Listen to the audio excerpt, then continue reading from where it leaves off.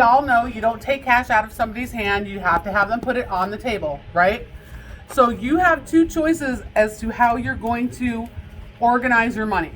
You can spread it out on the table. You want to get all the little heads on all the bills going in the same direction, okay?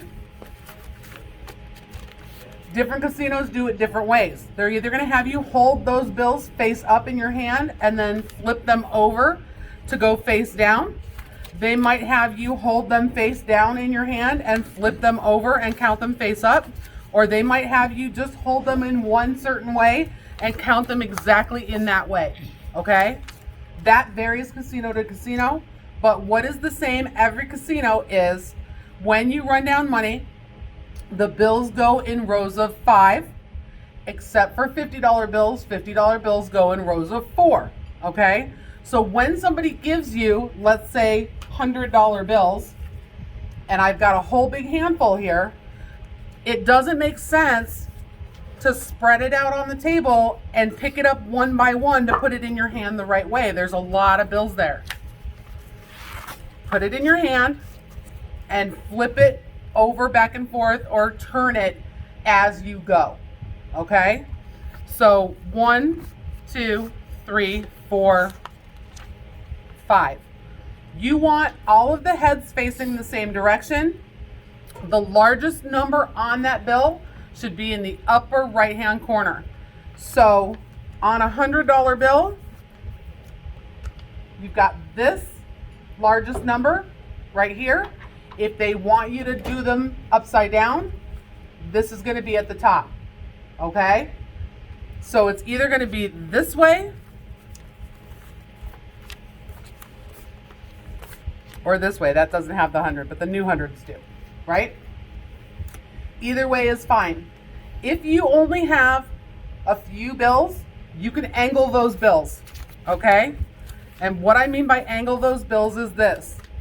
You start here just above your insurance line, the top of the bill above your insurance line, and come down on an angle so it's diagonal, so that's easy for surveillance and your floor person to read that that's 5 bills, okay? So anything up to 10 bills, you're going to make 2 separate rows and you can angle those diagonally, okay? If you have more than 10 bills, or if you have a handful and you don't know if it's more than 10, you want to go straight down in a line so that you have room on your layout for everything.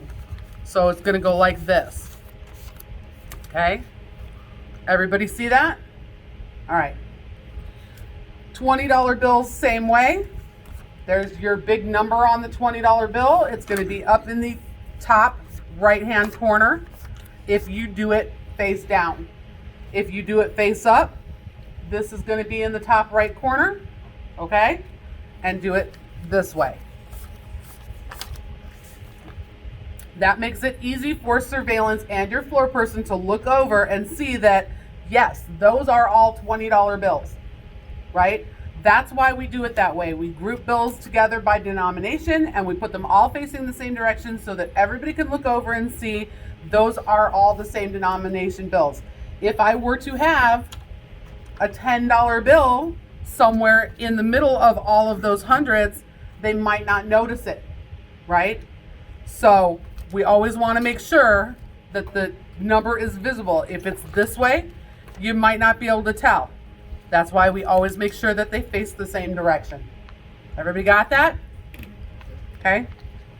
I have been told in the past that sometimes I talk too fast and people don't understand me. So if I'm going too fast, if you want me to slow down, just let me know, okay? If you have any questions during any of this, just let me know, okay?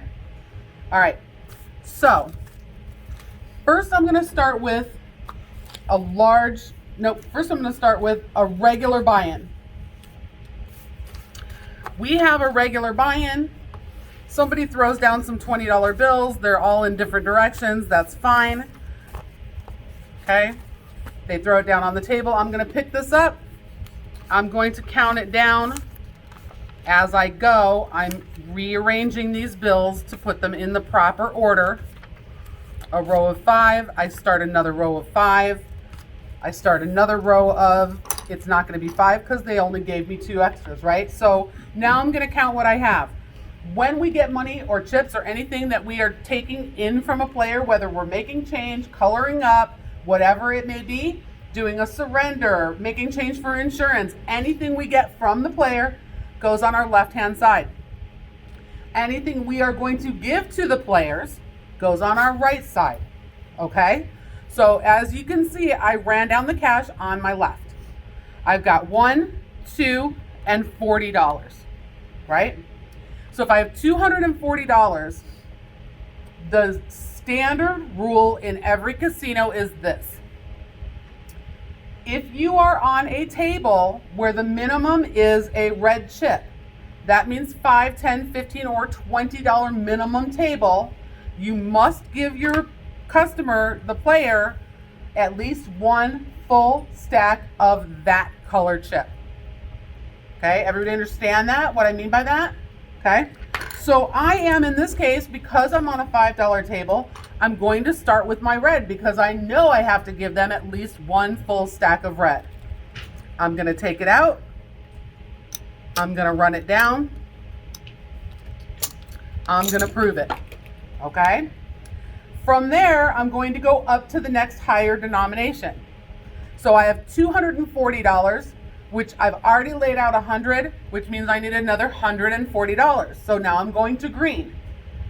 So I'm taking green out. There's 100.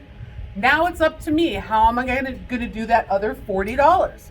I can give them $40 more in red chips, or I can give them one green and 3 reds to make $40. So for me, I'm just going to make it easy on myself and give them 1 green and 3 reds to make an extra $40, okay?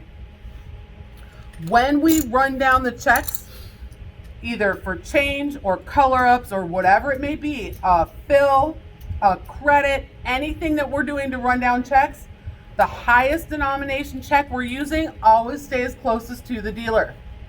We go from highest denomination closest to the dealer out in order lower to the lower denominations. If this player had asked me for any dollar chips, those dollar chips, let's say he wanted $5 in ones, that would be closest to the player. Okay? Everybody understand that? Okay. At this point, we're calling out for approval. Changing cash, changing checks, any kind of change is an approval call unless where you end up working tells you that it isn't. Some casinos will let you change up to $100 without getting approval. But $100 at 101 or more, you have to get approval. Some casinos it's up to 300, some casinos it's up to 500. Know your standard when you go get your job. How much do I need to get approval on and what can I do on my own? Okay? So just for the sake of this example, we're going to say $100 would be an alert call, no approval, and over $100 is an approval call. So we've got $240. That's an approval. Once I have it completely laid out,